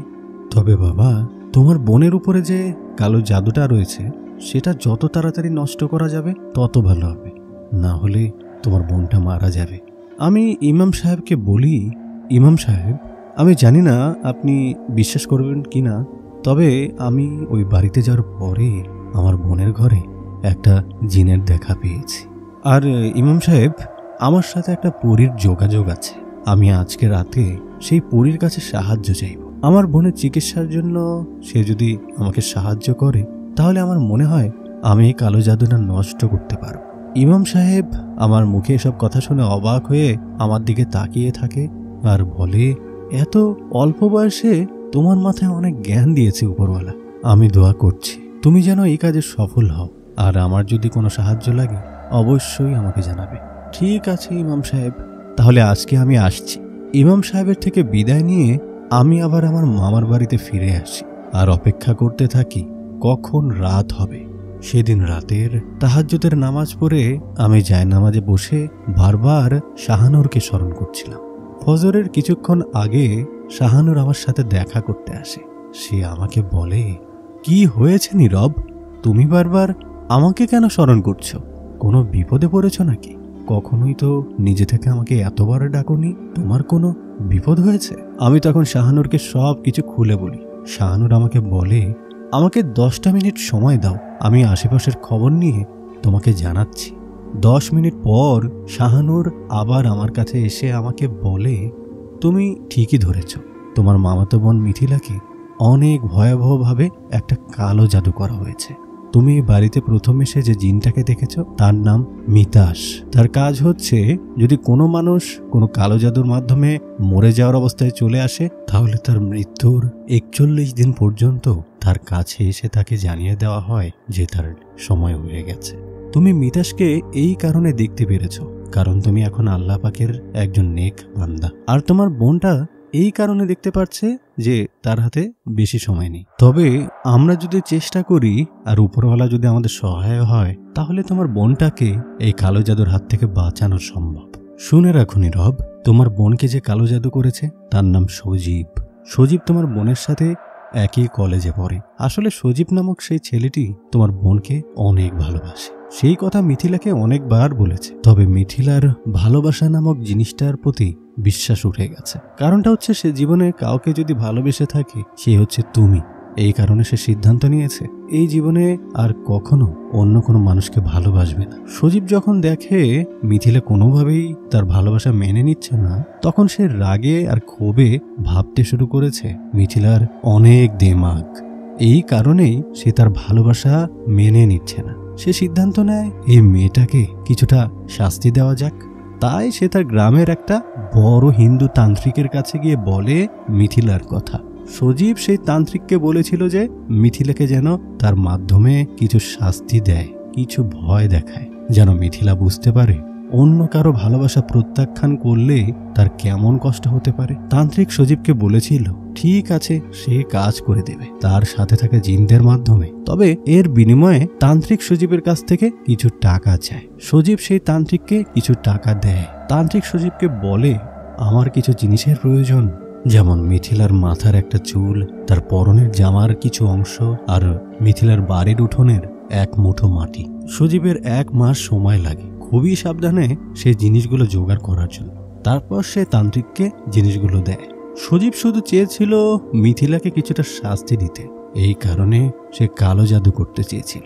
তবে অন্যদিকে তান্ত্রিকের মনে অন্য একটা পরিকল্পনা চলছিল। তান্ত্রিক যখন সে সব জিনিস তার হাতে পায়, তখন সে সজীবকে বলে, তোর কাজ হয়ে যাবে, তুই এখন বাড়িতে চলে যা। সজীব সেখান থেকে আসার পর তান্ত্রিক মিথিলার সেই সকল জিনিস দিয়ে অন্য একটা ভয়াবহ কালো জাদু করে। আসলে তান্ত্রিক যখন জানতে পারে মিথিলা একটা যুবতী মেয়ে, তখনই সে সিদ্ধান্ত নেয় মিথিলাকে তার শয়তান প্রভুর উদ্দেশ্যে বলি দেবে। আর যখন মিথিলার সেসব ব্যবহৃত জিনিসগুলো সে হাতে পেয়ে যায়, তখন সেই সকল জিনিস দিয়ে তান্ত্রিক মিথিলাকে রক্তচোষা বান মারে। তান্ত্রিক মিথিলার সে সকল জিনিসগুলো দিয়ে একটা পুতুল তৈরি করে। তারপর একটা পুটলির ভেতরে সেই পুতুল, মিথিলার চুল, মিথিলার সেই জামার অংশ আর মাটি একত্রিত করে সেই পুটলিটা বেঁধে তার সাথে করে নিয়ে শ্মশানের ভেতর 10 হাত মাটি নিচে পুঁতে রাখে। আর সেখানে তার সাথে থাকার 10টি নরখাদক জিনকে পাহারায় রেখে দেয়। সেই কালো জাদুর মেয়াদ হচ্ছে 41 দিন। এই 41 দিনের ভেতরে প্রতি রাতে সেই তান্ত্রিকের শয়তান প্রভু মিথিলার শরীর থেকে কিছুটা রক্ত খেয়ে চলে যাবে। আর আস্তে আস্তে মিথিলার শরীরের সবটুকু রক্ত 41 দিনের ভেতরেই সে খেয়ে ফেলবে। 41 দিন হতে আর মাত্র 3 দিন বাকি। আমাদের যা করার এর ভেতরেই করতে হবে, নয়তো তোমার বোন মিথিলাকে আর বাঁচানো সম্ভব নয়। আমি অনেক চেষ্টা করেছি সেই শ্মশানটার সন্ধান করতে, কিন্তু আমি পারিনি। তুমি এক কাজ করো, এই গ্রামের পাশের গ্রামে তুমি আগামীকাল যাবে আর সজীবের সাথে দেখা করবে। সজীবকে গিয়ে তুমি মিথিলার বিষয়ে সবকিছু খুলে বলবে আর বলবে তার কারণে আজকে মিথিলা মৃত্যুর পথে। আমার বিশ্বাস সজীব তারা ভুল বুঝতে পারবে আর তোমাকে নিয়ে সে তান্ত্রিকের কাছে যাবে, কিন্তু তোমরা বোধহয় তান্ত্রিককে সেখানে আর খুঁজে পাবে না। তুমি সজীবকে নিয়ে সেখানকার আশেপাশের কোনো পরিত্যক্ত শ্মশান আছে কিনা সেটার সন্ধান নেবে। আমি তাহলে আসি, এখন ফজরের আজান দেবে, আমি আগামীকাল রাতে আবারও তোমার সাথে দেখা করতে আসবো। শাহানুর তখন আমার থেকে বিদায় নিয়ে চলে যায়। আমি ফজরের নামাজ আদায় করে সাথে সাথে বাড়ি থেকে বের হয়ে যাই পাশের গ্রামে যাওয়ার জন্য। যে করেই হোক সজীবের সাথে আজকে দেখা করতেই হবে, কারণ আমার হাতে আর মাত্র 2 দিন সময় আছে। আমাকে মিথিলাকে বাঁচাতেই হবে। আমি পাশের গ্রামে এসে সজীবের বিষয়ে জানার চেষ্টা করি। একটা বৃদ্ধ লোক আমাকে সজীবের বাড়িটা দেখিয়ে দেয়। আমি সে বাড়িতে প্রবেশ করি আর সজীবের নাম ধরে ডাকতেই একটা 25 বছরের যুবক বাড়ির ভেতর থেকে বের হয়ে আসে। সে বেরিয়ে এসে বলে, আমার নাম সজীব, আপনাকে তো ঠিক চিনতে পারলাম না। আসসালামু আলাইকুম সজীব, আমি মিথিলার বড় ভাই। আমার পরিচয়টা শুনে নীরব কিছুটা ভয় পেয়ে গেল, তার কপালের চারপাশে ঘাম বের হতে শুরু করলো। আমি সজীবকে বলি, তুমি ভয় পেও না, আমি তোমার সাথে কিছু কথা বলতে চাই। তখন সজীব রেগে গিয়ে আমাকে বলে, আপনার সাথে আমার কোনো কথা নেই, আমি কোনো মিথিলা নামের কোনো মেয়েকে চিনি না, আর আপনাকেও তো চিনি না। আপনি আমার বাড়ি থেকে বের হয়ে যান, বের হয়ে যান বলছি। চেঁচামেচি শুনে সজীবের মা ঘর থেকে বের হয়ে আসে আর আমাদের কাছে এসে বলে, কি হয়েছে সজীব? আমি তখন সজীবের মাকে একটা সালাম দিয়ে বলি, আসসালামু আলাইকুম চাচি। আসলে সজীব আমার কাছের একজন ছোট ভাই, এই কারণেই তার সাথে দেখা করতে এলাম, আর আমার নাম হচ্ছে নীরব। সজীবের মা তখন বলে, ও আচ্ছা বাবা, দাঁড়াও তাহলে, তোমার জন্য চা নাস্তা নিয়ে আসি। এই বলে সে আবারও ঘরের ভেতরে চলে যায়। আমি তখন সজীবকে বলি, দেখো তুমি শুধু শুধু রেগে যাচ্ছ, আমি তোমার বিষয়ে সব কিছু জানি। তুমি আর মিথিলা একই কলেজে পড়ো, আর তুমি মিথিলাকে অনেক ভালোবাসো। সে যখন তোমার প্রেমের প্রস্তাব মেনে নেয় না, তখন তুমি তাকে সাহায্য করার জন্য একটা তান্ত্রিকের কাছে যাও আর তার উপর কালো জাদু করো। তবে সজীব, তুমি কি জানো সেই তান্ত্রিক মিথিলার উপরে অন্য আর একটা ভয়ানক কালো জাদু করেছে, যেটার কারণে মিথিলা এখন মৃত্যুর পথে। তার হাতে আছে মাত্র 2টা দিন। এই 2 দিনের ভেতরে যদি সেই কালো জাদু নষ্ট না করা হয়, তাহলে মিথিলা মারা যাবে। আমি চাইলে এই সকল কথা তোমার মাকে বলতে পারতাম, কিন্তু আমি জানি তুমি যা করেছো না বুঝে করেছো। তখন সজীব কান্না করে দেয় আর আমাকে বলে, ভাইয়া বিশ্বাস করুন, আমি রাগের বশে তার উপরে কালো জাদু করেছি। আমি তো তাকে ছোটখাটো কিছু শাস্তি দিতে চেয়েছিলাম, কিন্তু আমি জানতাম না এমনটা হয়ে যাবে। আমি তখন সজীবকে বলি, আমি জানি তোমার বিষয়ে সব কিছু জানি, আমি তোমাকে এখানে দোষারোপ করতে আসিনি, আমি শুধু তোমার কাছে একটু সাহায্য চাইতে এসেছি। ঠিক তখনই সজীবের মা আমাদের নাম ধরে ডেকে বলে, বাবারা নাস্তা লাগিয়েছি, ঘরে এসে আগে নাস্তা খেয়ে নাও, তারপরে কথা বলো। সজীব তার চোখের পানি মোছে আর আমাকে বলে, ভাইজান আগে ঘরে আসুন, নাস্তা করুন, তারপরে কথা বলি। সজীব আমাকে নিয়ে তার ঘরে আসে, আমরা একসাথে নাস্তা করি। নাস্তা শেষ করে সজীব আমার কাছে জানতে চায়, ভাইয়া আমার কাছে আপনি কি সাহায্যের জন্য এসেছেন বলুন, আমি সব ধরনের সাহায্য করতে রাজি আছি। আমি না বুঝে একটা অনেক বড় ভুল করে ফেলেছি। আমি আগেও মিথিলাকে ভালোবাসতাম আর এখনো ভালোবাসি। আমি চাইবো না তার কোনো ক্ষতি হোক। সেই কালো জাদু নষ্ট করার জন্য যদি আমাকেই মরতে হয়, তাহলে আমি রাজি আছি। সজীব, তুমি কি আমাকে সেই তান্ত্রিকের কাছে নিয়ে যেতে পারবে? অবশ্যই পারবো ভাইয়া, চলুন আমি এখনই সেই তান্ত্রিকের কাছে আপনাকে নিয়ে যাচ্ছি। সজীব আমাকে নিয়ে সেই গ্রামের একটা জঙ্গলের মাঝে ছোট্ট একটা কুড়ের ঘরের সামনে আসে। তবে বাইরে থেকে দেখে বোঝা যাচ্ছিল যে ঘরের ভেতরে অনেক দিন যাবৎ কেউ নেই। সজীব আর আমি ঘরের ভেতরে প্রবেশ করি, কিন্তু সেখানে তান্ত্রিকের দেখা পাই না। আমি বুঝে যাই তান্ত্রিক 41 দিনের আগে লোক সমাজে ফিরে আসবে না, কারণ তান্ত্রিক বুঝে গেছে কেউ না কেউ তার বিষয়ে অবশ্যই জেনে যাবে আর তার সন্ধান করতে এখানে চলে আসবে। আমি সজীবকে বলি, সজীব তান্ত্রিক পালিয়েছে, 41 দিনের আগে সে আর ফিরবে না। এখন আমি কি করব, কিভাবে সেই পরিত্যক্ত শ্মশানের সন্ধান পাবো? আমার মুখে পরিত্যক্ত শ্মশানের নাম শুনে সজীব আমার কাছে জানতে চায়, ভাইয়া শ্মশানে কি আছে? আমি সজীবকে বলি, সেই তান্ত্রিক শ্মশানের মাঝেই তো সেই কালো জাদুর জিনিসগুলো মাটির নিচে পুঁতে রেখেছে, আর 2 দিনের ভেতরে যদি সেই সব জিনিসগুলো নষ্ট করা না হয়, তাহলে মিথিলাকে আর বাঁচাতে পারবো না। তখন সজীব আমাকে বলে, এখানকার আশেপাশে একটা পরিত্যক্ত শ্মশান আছে, সেই শ্মশানের বিষয়ে আমি জানি, আমি আপনাকে সেখানে নিয়ে যেতে পারবো। সত্যি সজীব, তুমি সেই শ্মশানটা চেনো? হ্যাঁ ভাইয়া আমি চিনি, আসুন আমার সাথে। আমি সেখানে আপনাকে নিয়ে যাচ্ছি। এরপর সজীব আমাকে নিয়ে সেই রাতে শ্মশানের কাছে যায়। শ্মশানটা সেই গ্রামের নদীর পাড় ধরে একটা ছোট্ট জঙ্গলের মাঝে বরাবর। শ্মশানের পাশেই একটা ভাঙ্গা পুরনো বাড়ি পড়ে আছে। সজীব আমাকে বলে, জানেন ভাইয়া, দিনের বেলাতেও কেউ এই জায়গায় আসতে সাহস করে না। শ্মশানকে ঘিরে অনেক ভুতুড়ে ঘটনা এই গ্রামে প্রচলিত আছে। আমি যখন সেই শ্মশানের ভিতরে প্রবেশ করি তখনই দূর থেকে আমরা সেই তান্ত্রিকের দেখা পাই। সজীব আমাকে বলে, ভাইয়া ওই দূরে লোকটা দেখছেন যে, ওই লোকটা হচ্ছে সেই তান্ত্রিক। দাঁড়ান, এখনই শালাকে ডাকছি। না সজীব, তাকে ডেকো না, দূর থেকে দেখি চলো সে কি করছে। আমিও সজীব আড়ালে থেকে সেই তান্ত্রিকের উপরে নজর রাখতে শুরু করি। আমরা দেখতে পাই তান্ত্রিক একটা লাল ব্যাগ সেই শ্মশানের ভেতরে একটা স্থানে নিয়ে গেল। এরপর সেই ব্যাগের ভেতর থেকে সাদা একটা পাউডারের পলি বের করলো, আর সে সাদা পাউডার দিয়ে সেখানকার মাটিতে একটা চিহ্ন রেখে দিল। এরপর সেই ব্যাগের ভেতর থেকে একটা কঙ্কালের মাথা বের করে সেই চিহ্নের মাঝ বরাবর রেখে দিল।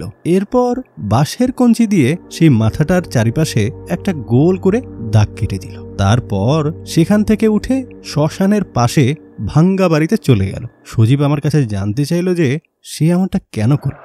আমি তখন সজীবকে বলি, সে ওই মাথাটা যে জায়গায় রেখেছে ঠিক তার 10 হাত মাটির নিচেই আছে কালো জাদু করা সেই পুতুলটা আর মিথিলার ব্যবহার করা সেই জিনিসগুলো।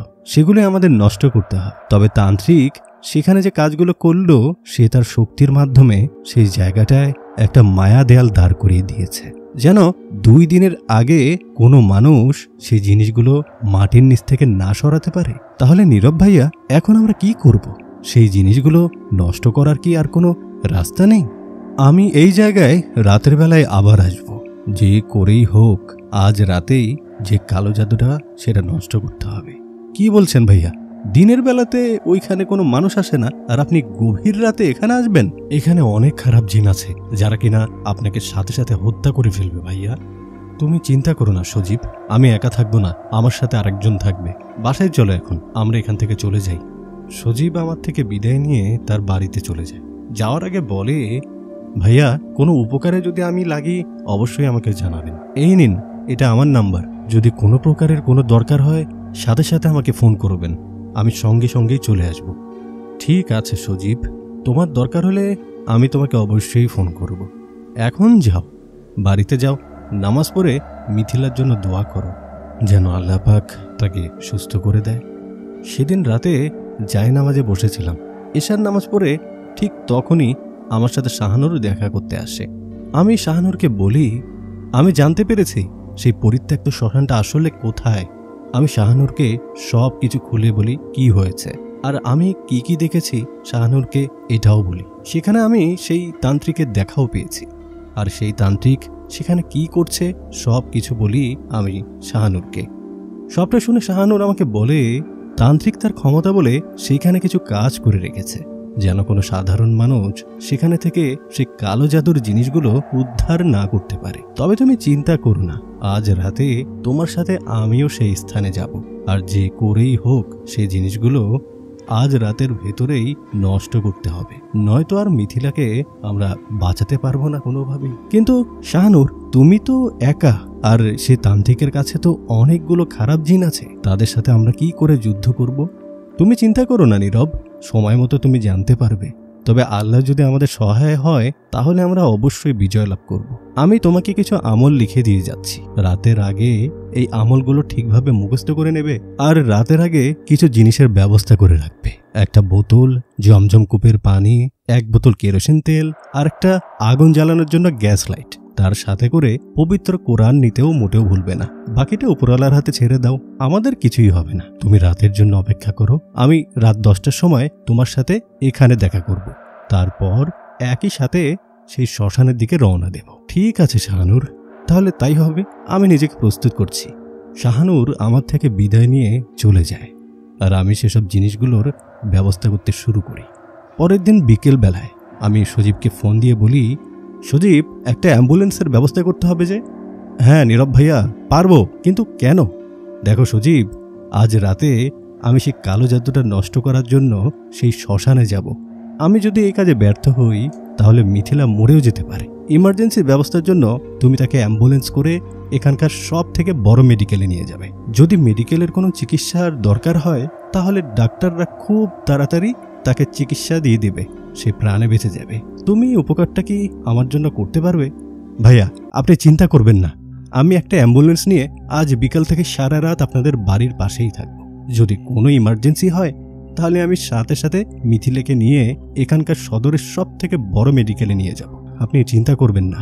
আর হ্যাঁ, উপরওয়ালার প্রতি ভরসা রাখেন। আমি জানি আপনি এই কাজটা করতে পারবেন, সেই জন্যই তো আল্লাহ পাক আপনার সহায় হোক সেই দোয়া করি।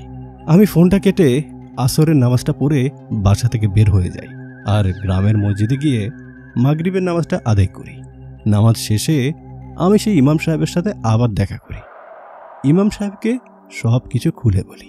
ইমাম সাহেব তার ঘর থেকে ছোট্ট একটা পবিত্র কোরআন নিয়ে আসে আর আমার হাতে ধরিয়ে দেয় এক বোতল জমজম কূপের পানি। নীরব, আমার মন বলছে তুমি এই কাজটা করতে পারবে, চিন্তা করো না, আল্লাহ পাক তোমার সাথে আছে। আমি ইমাম সাহেব থেকে দোয়া নিয়ে মসজিদের বাইরে চলে আসি আর বাজার থেকে এক বোতল কেরোসিন তেল আর একটা গ্যাস লাইট কিনে নেই। ততক্ষণে চারিপাশে অন্ধকার নেমে এসেছে। আমি হাঁটা শুরু করি সেই শ্মশানের দিকে। আমি জানি আমার জন্য শাহানুর অপেক্ষা করছে, তবে আমি সিদ্ধান্ত নিয়েছি শাহানুরকে আমি সেই জায়গাতে নিয়ে যাব না, কারণ আমি চাই না আমার জন্য সে কোনো বিপদে পড়ুক। তাই আমি এখন চাই এই কাজটা আমি একাই সম্পূর্ণ করব। মরলে আমি একা মরব, সে কেন আমার সাথে মরতে যাবে? আমি সেই শ্মশানের সামনে আসতে আসতে রাত 10টা বেজে যায়। আমি শ্মশানের ভেতর প্রবেশ করি। আমি শ্মশানের ভেতর প্রবেশ করে দেখি তান্ত্রিক সেই জায়গাটাতে বসে একটা আসন পেতে ধ্যান করছে। তান্ত্রিকের চোখ দুটো বন্ধ। আমি এই সুযোগে সেই জায়গাটাতে যাই, তারপর আমার হাতে থাকা সেই জমজমের পানিটা সেই জায়গায় ছিটিয়ে দেই। তান্ত্রিক সেখানে একটা কালো জাদু করে রেখেছিল, যেন কোনো মানুষ সেই জায়গা থেকে ওই জিনিসগুলো উদ্ধার না করতে পারে। তবে আমি জমজম কূপের পানি খেয়ে কিছু আয়াত পড়ার সাথে সাথেই সেই জাদুটা নষ্ট হয়ে যায়। এরপর আমি আমার সাথে থাকা একটা কোদাল দিয়ে সেই জায়গাটা খুব আস্তে আস্তে করে মাটি সরাতে শুরু করি। তান্ত্রিক সেই জায়গা থেকে বেশ কিছুটা দূরে বসেছিল আর ধ্যান করছিল চোখ বন্ধ করে। কিছুক্ষণের ভেতরে আমি 10 হাত মাটি সেখান থেকে সরিয়ে ফেলি আর আমি দেখি লাল পোটলা সেখানে রাখা।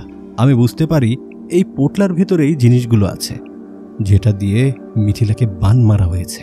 আমি সাথে সাথে এসেই পোটলাটা হাতে তুলে নেই আর সেখান থেকে পালানোর চেষ্টা করি। আমি যখন সেই শ্মশানের বাইরে আসতে যাব তখনই দেখি আমার সামনে পথ আটকে 4টা অনেক লম্বা লম্বা কালো ছায়া দাঁড়িয়ে আছে, যাদের কোনো শরীর নেই, তবে তাদের চোখ দুটো দেখতে পাচ্ছিলাম, যেগুলো আগুনের মতো জল জল করছিল। তারা আমার উপর হাসতে শুরু করে আর বলতে থাকে, এত সহজেই এখান থেকে চলে যাবি? তুই কি ভেবেছিলি এগুলো নষ্ট করতে পারবি? আর তুই কি ভেবেছিলি যে আমি তোকে চিনি না? আমি জানি তুই কে। তুই যে আজকে সকালে সবুজকে নিয়ে দূর থেকে আমার প্রতি নজর রাখছিলি, এটা কিন্তু আমি আগেই থেকেই জানতাম। আমি ধারণা করেছিলাম রাতের বেলা তুই আসবি। তুই মিথিলার ফুফাতো ভাই, তাই তো? এখানে এসেছিস কালো জাদু নষ্ট করে তোর বোনকে বাঁচাতে। তোর বোনকে তো আমি আমার প্রভুর ভোগ হিসেবে দান করেছি। আমার প্রভুকে আরেকটি বলি দিতে পারবো, আমি এটা স্বপ্নেও ভাবিনি। বলিও আমার প্রভুকে আমি দেব। তান্ত্রিক যখন তার সেই 4জন নরখাদক জিনকে আদেশ করে আমার হাত পা বেঁধে এখানে শুইয়ে দিতে, সেই 4টি কালো ছায়া সাথে সাথেই আমার হাতগুলো বেঁধে ফেলে। আমি অপারগ ছিলাম, আমি কিছুই করতে পারছিলাম না, কারণ আমার থেকেও অনেক গুণ বেশি শক্তিশালী ছিল এই 4টা জিন। তাছাড়া তারা কোনো রক্ত মাংসের মানুষ না যাদের সাথে আমি লড়াই করব। তারা সকলে আমাকে মাটিতে শুইয়ে দিল।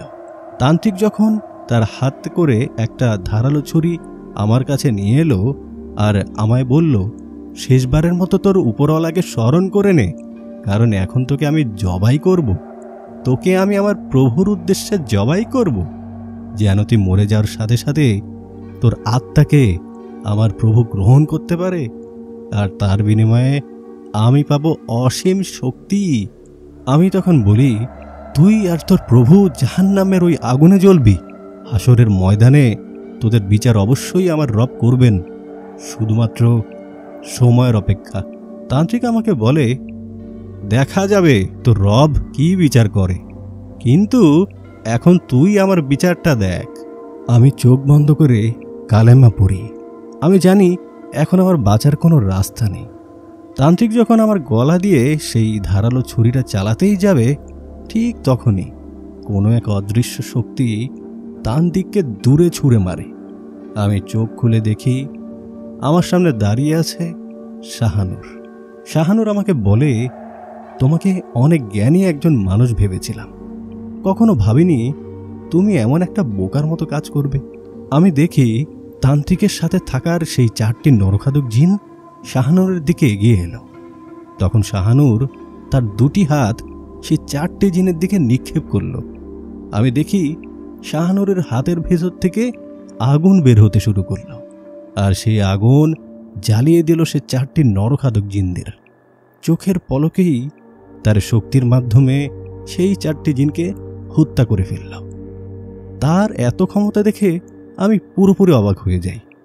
আমি বুঝতে পারি সে কোনো সাধারণ পরী নয়, কারণ সে তান্ত্রিকের 4টা জিনকে হত্যা করেছে। শাহানুর তান্ত্রিকের দিকে এগিয়ে গিয়ে বলে, তোর মতো শয়তানের পূজারী আমার খোদাকে নিয়ে কথা বলিস কোন সাহসে? তোরা তো জাহান্নামের পোকা, তোরা সারা জীবন জাহান্নামে জ্বলে মরবি। দাঁড়া, তোকে তোর শয়তান প্রভুর কাছে পাঠানোর ব্যবস্থা করছি। এই বলে শাহানুর তার হাতের ভেতর থেকে আবারও আগুন বের করে সে তান্ত্রিকের দিকে ছুঁড়ে মারে, আর তান্ত্রিক সেখানে জীবিত অবস্থায় জ্বলতে জ্বলতে মারা যায়। শাহানুর এবার আমার কাছে এসে আমাকে মাটি থেকে তোলে আর আমাকে বলে, তুমি এমন কাজ কি করে করতে পারো? তোমাকে তো আমি আমার জন্য অপেক্ষা করতে বলেছিলাম, কিন্তু তুমি অপেক্ষা না করে চলে এলে। আমি তখন শাহানুরকে বলি, আমি ভয় পেয়ে গেছিলাম যদি আমার জন্য তোমার কোনো ক্ষতি করে ফেলে ওরা, তাই আমি তোমাকে না নিয়ে চলে এসেছি। আমি তোমাকে হারাতে চাই না শাহানুর, আমি চাই না তোমার কোনো বিপদ আসুক। শাহানুর একটা হালকা হাসি দিয়ে আমাকে বলে, তোমার আমার সম্পর্কে এখনো অনেক কিছুই অজানা আছে। এই সাধারণ জিনেরা আমার কিছুই করতে পারবে না। আমার শক্তি সম্পর্কে তোমার এখনো কোনো ধারণাই হয়নি। এরপর নীরব আর শাহানুর মিলে সেই পুটলিটায় কিছু আয়াত পরে তার উপর কেরোসিন ছিটিয়ে আগুন ধরিয়ে দেয়। কালো জাদুটা সেখানেই শেষ হয়ে যায়। ঠিক তখনই আমার ফোনে একটা কল বেজে ওঠে। আমি ফোনটা রিসিভ করতেই ওপাশ থেকে সজীব আমাকে বলে, ভাইয়া, আমরা মিথিলাকে নিয়ে হাসপাতালে যাচ্ছিলাম। সে চিৎকার করে বলছিল তার শরীর নাকি জ্বালাপোড়া করছে, তবে মেডিকেলে আসার সময় গাড়িতে এসে পুরোপুরি সুস্থ হয়ে যায়। আমি তখন সজীবকে বলি, সে এখন পুরোপুরি সুস্থ, তাকে নিয়ে তোমরা আবার বাড়িতে ফিরে আসো, আর আমিও আসছি। শাহানুর আর আমি সেই শ্মশানের বাইরে চলে আসি। শাহানুর আমাকে বলে, জানো নীরব, মিথিলা একটা সময় 5 ওয়াক্ত নামাজ কালাম পড়ত। তার ঈমান খুবই শক্তিশালী ছিল। ছোট থেকেই তোমাকে অনেক ভালোবাসত এবং আল্লাহ তাআলার কাছে তোমাকে সব সময় চাইত। তবে সে একদিন শুনেছে তুমি তাকে বিয়ে করতে অস্বীকার করেছ। সেদিনের পর থেকে সে বদলে যায়। তার উপরে শয়তান ভর করে এবং সে আস্তে আস্তে নামাজ কালাম সব কিছু ছেড়ে দেয়। মিথিলা যদি আগের মতো থাকতো, তার ঈমান যদি শক্ত থাকতো, তাহলে এই কালো জাদু তাকে কখনোই দুর্বল করতে পারত না। আমি যদি এখন তোমাকে বলি সব দোষ তোমার, তুমি যদি তার সাথে এমনটা না করতে, তাহলে বোধহয় তার সাথে এত কিছু হতো না, তাকে এত কষ্ট সহ্য করতে হতো না। আমি তখন শাহানুরকে বলি, আমি তার ভালোবাসা প্রত্যাখ্যান করেছিলাম তোমার জন্য, কারণ আমি তোমাকে ভালোবাসি। শাহানুর যখন আমাকে বলে, দেখো নীরব, সব ভালোবাসা পূর্ণতা পায় না। তাছাড়া তোমার জগৎ আর আমার জগৎ অনেকটাই আলাদা, কখনোই আমরা এক হতে পারবো না। তবে আমি মন থেকে চাই তুমি আবারও মিথিলাকে আল্লাহর রাস্তায় ফিরিয়ে আনো আর তাকে বিয়ে করো। আমার বিশ্বাস তোমরা অনেক সুখে থাকবে। মিথিলা তোমাকে সব সময় দেখে শুনে রাখবে। তার মানে শাহানুর, তুমি আমাকে ছেড়ে চলে যেতে চাইছো? মোটেও না নীরব, আমি তোমাকে ছেড়ে কখনোই যাব না। তুমি সব সময় আমার একজন ভালো বন্ধু ছিলে আর বন্ধু হয়েই থাকবে। আমি যতদিন বেঁচে থাকব তোমার সাথে দেখা করতে আসব। আমাদের সম্পর্কটা এমনই থাকবে। আর যদি কখনো কোনো বিপদে পড়ো তাহলে আমি আমার সর্বোচ্চ দিয়ে তোমাদের সাহায্য করার চেষ্টা করব। তবে নীরব, তোমার এখন বোঝা দরকার যে মিথিলা তোমাকে ছাড়া অসহায়। সত্যি আমি আমার মন থেকে চাই তুমি মিথিলাকে বিয়ে করো। যদি তুমি এমনটা করো তাহলে আমি খুব খুশি হব। আমি তখন শাহানুরকে বলি, ঠিক আছে, তুমি যেটা চাচ্ছ সেটাই হবে। শাহানুর আমাকে সেখান থেকে বাড়িতে পৌঁছে দেয়। আমি বাড়িতে প্রবেশ করার সাথে সাথে মামা মামি আমাকে এসে জড়িয়ে ধরে কান্না করতে শুরু করে। আর তখন তারা বলে, বাবা, তোর জন্য আজকে আমার মেয়ে আবারও তার আগের জীবনটা ফিরে পেল। তোকে অসংখ্য ধন্যবাদ। না মামা, আমি কিছুই করিনি, সবটা উপরওয়ালাই করেছে। আমি তো শুধু একটা ওসিলা ছিলাম। সজীব দৌড়ে এসে আমার পা ধরে আমার কাছে মাপ চাইতে শুরু করে। আমি সজীবকে সেখান থেকে উঠিয়ে আমার বুকে জড়িয়ে ধরে বলি, ভাই দেখো, যদি কেউ তোমাকে ভালোবাসতে না চায় তাহলে তুমিও তাকে আর জোর করো না। কারণ ভাই আমার, জোর করে কখনো ভালোবাসা পাওয়া যায় না। সজীব তার ভুল বুঝতে পারে, তারপর মামার কাছে, মামির কাছে, মিথিলার কাছে মাপ চায় আর আমাদের বাড়ি থেকে বিদায় নিয়ে চলে যায়। আমি ঘরে প্রবেশ করি আর দেখি মিথিলা খাটের উপর বসে আছে, পাশে আমার মাও বসে আছে। আমি মিথিলার কাছে গিয়ে তার হাত দুটো ধরে বলি, তোকে অনেক কষ্ট দিয়েছি রে, আমাকে তুই মাফ করে দে। তুই তো সবসময় আল্লাহর কাছে চাইতি যেন আমি তো স্বামী হই। আমরা আগামীকালে বিয়ে করব, তবে তোকে কথা দিতে হবে তুই আবারও আগের মতো ইমানদার একজন নেককার বান্দা হবি। তুই আবারও আগের মিথিলা হবি। মিথিলা আমাকে জড়িয়ে ধরে কান্না করে দেয় আর বলে, আমি তো এই দিনটার জন্য কত না অপেক্ষা করেছি। মামা মামি, আম্মাজান সকলেই আমার মুখে এই কথা শুনে অনেক খুশি হয়। তারপরে 3 দিন পর সবাই মিলে আমাদের বিয়ের ব্যবস্থা করে। বিয়ের দিন রাতে বাসর ঘরে আমি মিথিলাকে শাহানুরের বিষয়ে সব কিছু খুলে বলি। মিথিলা আমাকে বলে সে আমার হারিয়ে যাওয়া ভালোবাসা আমার কাছে ফিরিয়ে দিয়েছে। আমি তার কাছে অনেক কৃতজ্ঞ। আমার কোনো সমস্যা নেই, সে যখন খুশি তখন তোমার সাথে এসে দেখা করতে পারে। আমি চাই তোমাদের সম্পর্কটা সারা জীবন এভাবেই কাটুক। মিথিলার সাথে আমার বিয়ে হয়ে যায়। মিথিলা আবারও আল্লাহর রাস্তায় চলতে শুরু করে। মিথিলা আমাকে অনেক সেবা যত্ন করে, সব সময় দেখে শুনে রাখে এবং ভালো কাজে উৎসাহ দেয়। মাঝে মাঝে শাহানুর আমাদের সাথে দেখা করতে আসে। একদিন আমি শাহানুরকে বলি, আচ্ছা শাহানুর, একটা সত্য করে কথা বলবে আমাকে? শাহানুর আমার কাছে জানতে চায়, কি কথা? আমি শাহানুরকে বলি, তুমি কি কখনোই আমাকে ভালোবাসোনি? শাহানুর বলে, সব কথা জানতে নেই, কিছু কথা না হয় অজানাই থাক। শাহানুর সেখান থেকে অদৃশ্য হয়ে চলে যায়। এভাবেই চলছে আমার জীবনটা। আমি আমার জীবনসাথী পেয়ে অনেক খুশি, তবে এখনও আমি মনে মনে শাহানুরকে অনেক ভালোবাসি।